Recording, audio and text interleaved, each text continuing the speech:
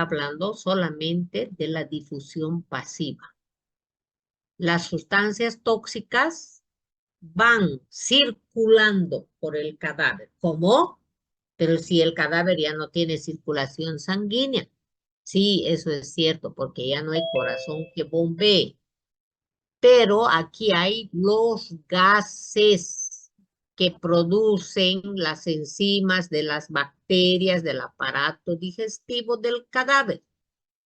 Las bacterias están con vida. Y entonces ellas sintetizan, producen gases que van empujando. Recuerde que los gases tienen gran energía cinética y por ello van a ir arriba, van a circular y van empujando a los tóxicos. Por ello dice difusión pasiva.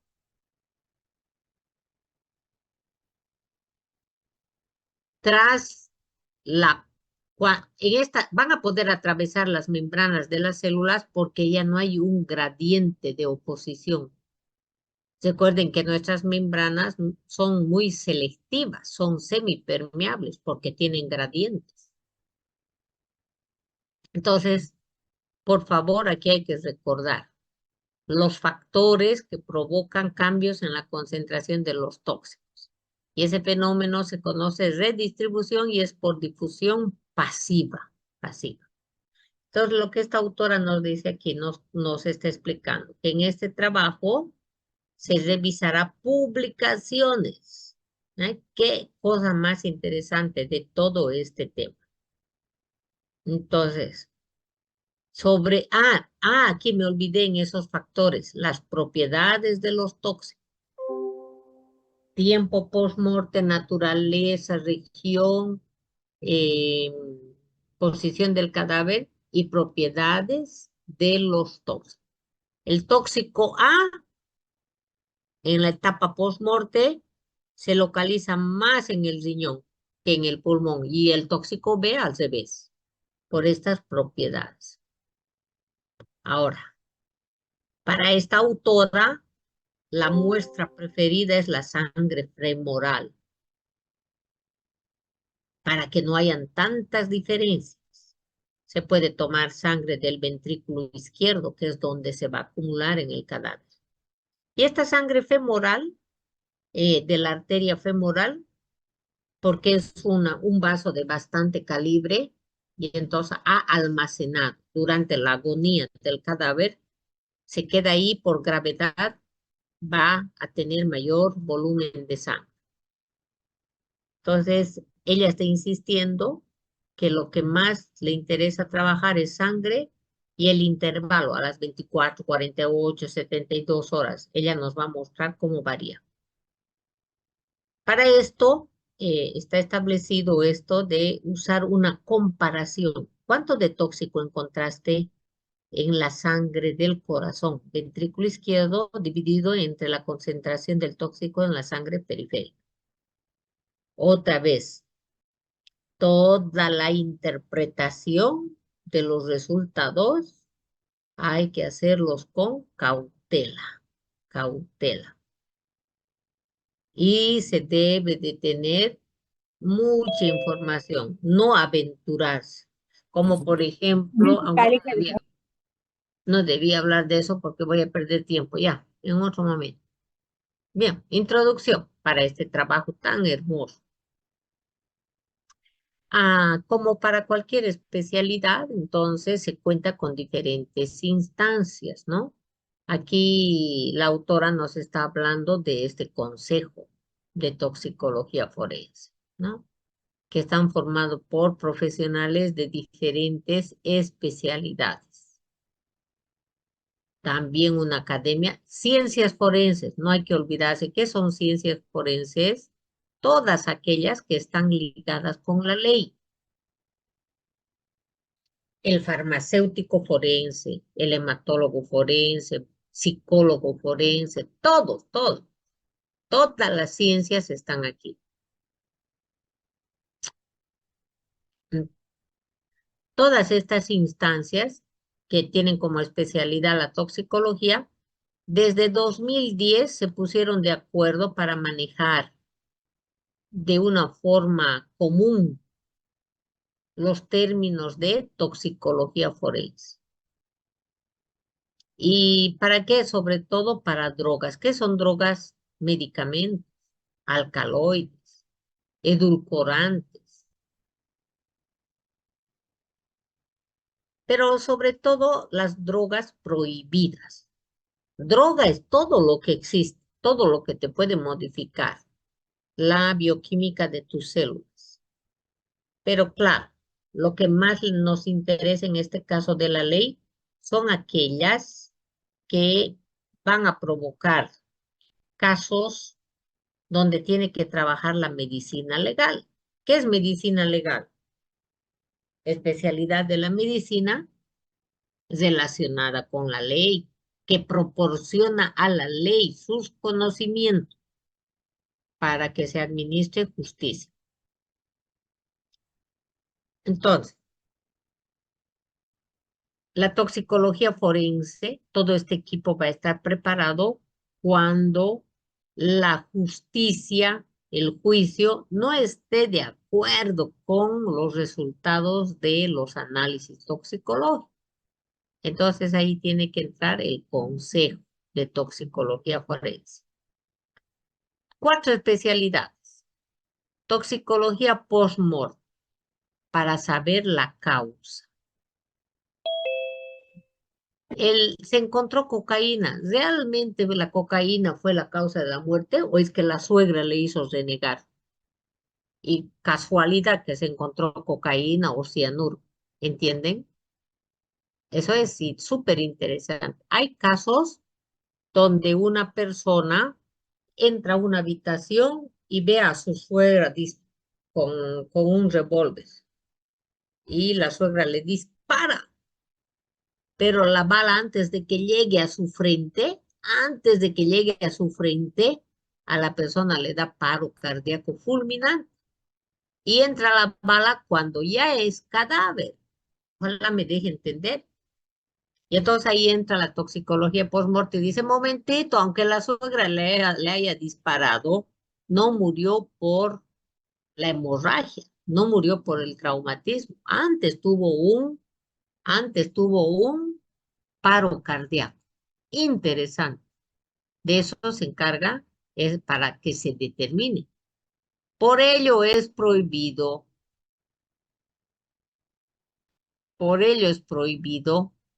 analizar solamente el contenido gástrico. Muchas veces, ¿qué es lo que se hace? Se toma muestras de contenido gástrico, se encuentra cocaína, me estoy inventando cualquier tóxico, y se encontró cocaína, causa de la muerte, cocaína. No, cuando estaba muerto le administraron con una cánula, con una manguera, con una soda, metieron el tóxico. Lo que se debe hacer es tomar muestras del contenido gástrico de la sangre central y la sangre periférica. Y en los 3 casos tendría que haber el tóxico. En nuestro medio es frecuente en la morgue cargarle de cosas en el estómago para que el que le chocó diga, no, si estaba borracho, tenía 1 litro de alcohol en su estómago, ¿cuánto tendría en su sangre? Pero no se toma la sangre, si se tomara la sangre tal vez estuviera 0. ¿Mm? Bien, conductual. Esta es la que se va a encargar de estudiar la conducta, el comportamiento. Esta es la especialidad que sabe solamente mirando si está bajo el efecto de cocaína, de etanol o de benzodiazepina, drogas. ¿Mm? Dopaje. Ustedes saben que esta práctica de dopar es poner bajo el efecto de una droga a un sujeto, animal o humano. Según las referencias bibliográficas, los primeros en ser dopados fueron los caballos. Y todos los caballos tenían más fuerza muscular y ganaban las carreras. Y entonces los primeros análisis de antidopaje que se hicieron fueron en caballos. Ya luego los humanos aprendieron que también los futbolistas y todos los demás debían de tomar cafeína, debían tomar anfetaminas o incluso cocaína. Y entonces ustedes tienen que saber que en estas ligas de deporte, aquí está, Comité Olímpico Internacional, que está relacionado con los deportes olímpicos, ¿no? Y la Agencia Mundial, y en nuestro medio también, de acuerdo a los reglamentos de cada país, se tiene que elegir. Usted, futbolista, usted venga por acá, le tocó al azar tomarle muestra. Y el reglamento indica de que el doctor tiene que entrar con él al baño, y él tiene que recibir la orina. No puede, ¿sabe qué? Toma este frasquito, entre y orine. Puede traer orina de otra persona y va a salir negativo. ¿Mm? Bien. Investigación, la otra área. Esto para el trabajo, porque recordarán que una de las intoxicaciones más frecuentes es la laboral, la crónica. Este es el gran flagelo. Las personas pueden morir trabajando 10, 20 años en una fábrica, en una fuente de trabajo. Y entonces la toxicología forense tiene que ver qué tóxicos había en esa fábrica relacionados con el comportamiento, con la conducta, que lo ha ido enfermando de a poco. Entonces, sí es moderna, ¿no? Porque antes se moría la gente en su trabajo, ¿qué le interesaba? ¿Mm? Y como cualquier otra especialidad debe de publicar todos sus trabajos. Como este documento es de Salamanca, entonces ya es de España, ¿no? Entonces ahí, según este decreto, como lo están leyendo, se tiene la ley de enjuiciamiento criminal para poder investigar las muertes sospechosas. Ley del enjuiciamiento criminal que trata de averiguar cuál ha sido la causa de esa muerte sospechosa o llamada también violenta. Y según esta ley del enjuiciamiento en España, nosotros es por nuestro código penal y nuestro código de procedimiento penal.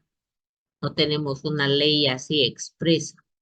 Con esos dos códigos sabemos que cuando hubiera alguna duda de la muerte de una persona, de oficio, sin pedir permiso a nadie, se debe realizar la autopsia judicial. Los españoles indican, a pesar que tengo un cuchillo clavado en el pecho, es violenta. Busque drogas, busque venenos. ¿Mm? Es lo que te está indicando, aun cuando la causa pudiera ser aparentemente, o que se haya caído del quinto piso. Ya eso es sospechoso, ¿no? Y aquí entra en vigencia lo que es esta especialidad. Por ello que en Europa todas las carreras llevan toxicología. Entonces tenemos leyes españolas que facultan a que vaya adelante la parte post-mortem. En nuestro medio, la verdad, en nuestro medio no se habla mucho de toxicología post-mortem, es muy ignorada todavía esta especialidad. Entonces, aquí que tengo, con motivo serán realizados en el Instituto Nacional. Es aquí donde yo hice mi doctorado. ¿Mm? No te dice en el laboratorio de su conveniencia, sino en este instituto. Y en nuestro país tendría que ser el IDIF. Voy a escribir en el chat. Ese es nuestro Instituto Nacional de Toxicología y Ciencias Forenses de Bolivia, que se llama Instituto de Investigaciones Forenses. El de España es el Instituto Nacional. Ahora, nosotros hemos avanzado que para el análisis toxicológico, las muestras deben de cumplir requisitos, ¿se acuerdan? Aquí están como instrucciones específicas. Desde la recogida, no puedes recogerlo cualquiera, tiene que ser el especialista. Su preparación y su envío, no en radiotaxi, tiene que haber una persona cumpliendo lo que es la cadena de custodia. Ahora, aquí que dice recomendaciones, instrucciones dependen del tipo de muestra. Nosotros para ello habíamos diferenciado requisitos técnico-legales y requisitos técnicos científicos y los legales.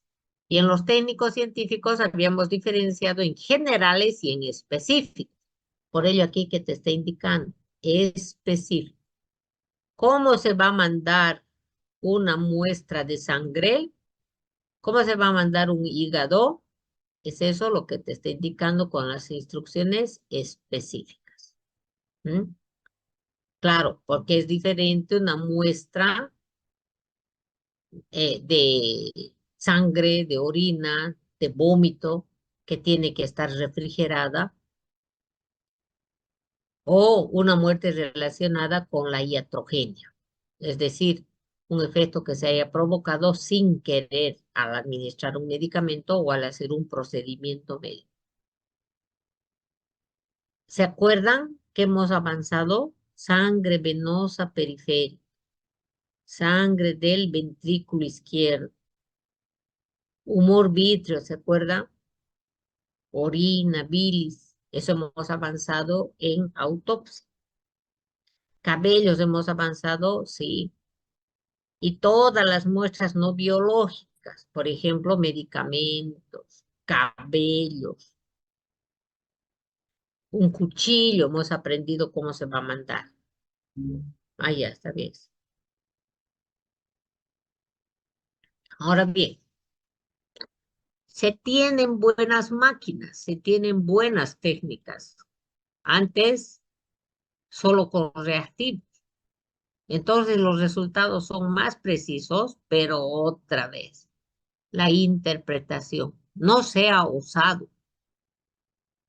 Según mi profesor, es tan difícil en vida, peor en un cadáver. Entonces aquí la recomendación es, se debe correlacionar. Antes de decir murió por la cocaína o el tramadol que se encontró o el alcohol que se encontró en el estómago, aquí estos autores te están indicando, analice varios tipos de muestras para correlacionar, para ver lo que hemos visto en la página anterior, el cociente, la división. ¿Cuánto encontró en sangre central y en sangre periférica? ¿Cuánto encontró en sangre y cuánto encontró en hígado? En sangre y orina, en sangre del corazón y la sangre femoral que se pudo encontrar. La correlación.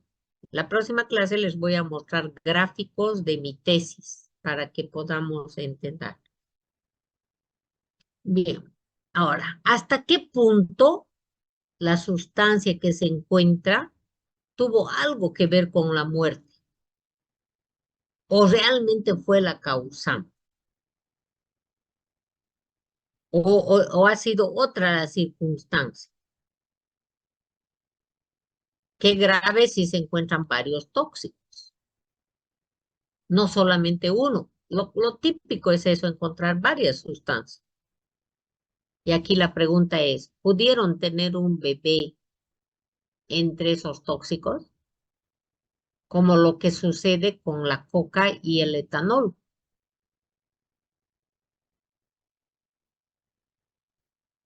La coca, la cocaína y el etanol te dan un metabolito que se llama coca-etileno.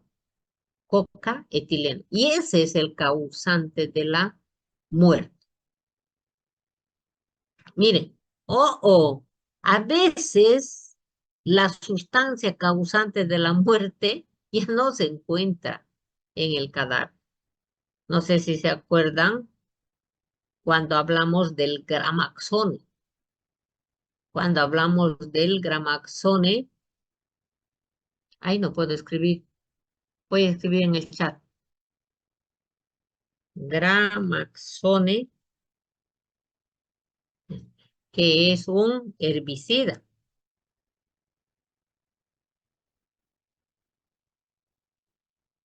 O también es denominado paraquat.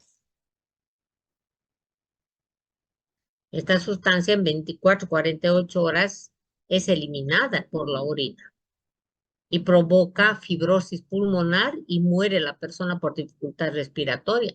Y cuando se busca en pulmón, en corazón, en riñón, porque alguien dijo, tomó gramaxone, no va a haber gramaxone. Por ello aquí te dice la ausencia puede ser la causa directa. Entonces, cuidado en lo que he comentado el paraquat, pero también aquí fallo en la toma de los medicamentos que tomaba la persona para una enfermedad crónica, la toma de la muestra.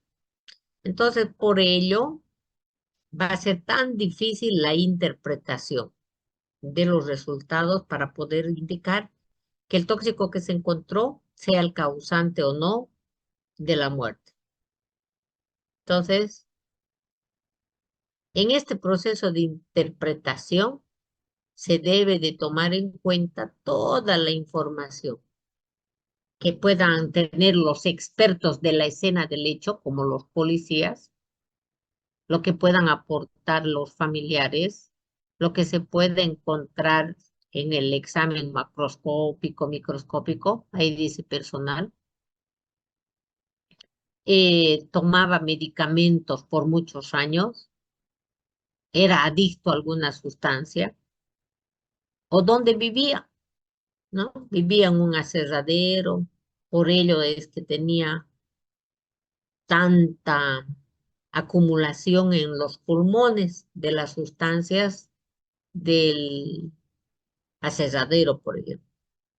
Ahora, los testigos son fundamentales. Ya está muerta la persona. Y entonces los testigos podrán decir, no, todos los días tomaba tramadol, todos los días tomaba alcohol. Y entonces todos esos elementos con lo que se encuentra en laboratorio podrían servir para poder interpretar esos resultados. Y para esa interpretación, vuelvo a repetir, se necesita tener datos de la posición cadavérica, uno, dos, naturaleza del tejido, tres, región del órgano que se está analizando, cuatro, propiedades del tóxico. Y la data, ¿no? La data. ¿Qué factores dificultan la interpretación de un resultado toxicológico? En la vida, cuando está con vida, hay algunos signos patognomónicos de una enfermedad o de una intoxicación. ¿Qué es un hallazgo patognomónico? Aquello que caracteriza una enfermedad. Por ejemplo, ¿al dengue caracterizará la fiebre? No. ¿Pero qué va a caracterizar? El dolor retroorbicular. Ese es un signo patognomónico, ¿no? Entonces, según esta doctora, ¿qué tenemos? En las muertes por intoxicación, casi que no hay estos signos. En vida hay pocos. Para los muertos casi no hay. Y aquí ella se atreve a comentar que hay pocos. Uno de esos pocos definitivamente es, por ejemplo, el color de las vísceras, de la sangre. Si está de color rosa, entonces yo ya puedo. Este es un hallazgo patognomónico del monóxido de carbono. Si está de color azul, Puede ser patognomónico para el azul de metileno, intoxicado por azul de metileno o por cianuro o por hidrógeno sulfurado. Pero fíjense, por tres tóxicos ya entran ahí. Patognomónico es de uno. Y si ese cadáver está con una vasoconstricción extrema, está pálido, entonces puede ser cocaína, un síndrome simpático mimético. Simpático mimético.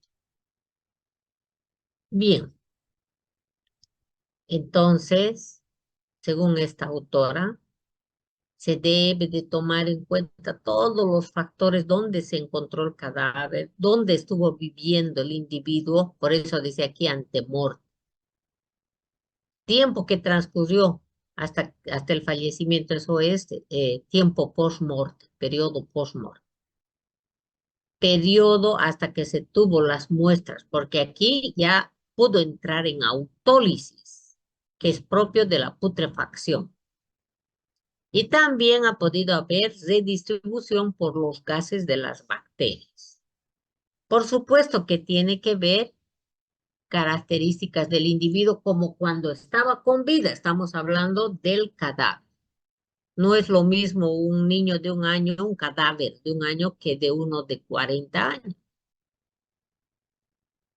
Tiene menos superficie corporal, pierde más rápidamente el agua, el niño tiene más agua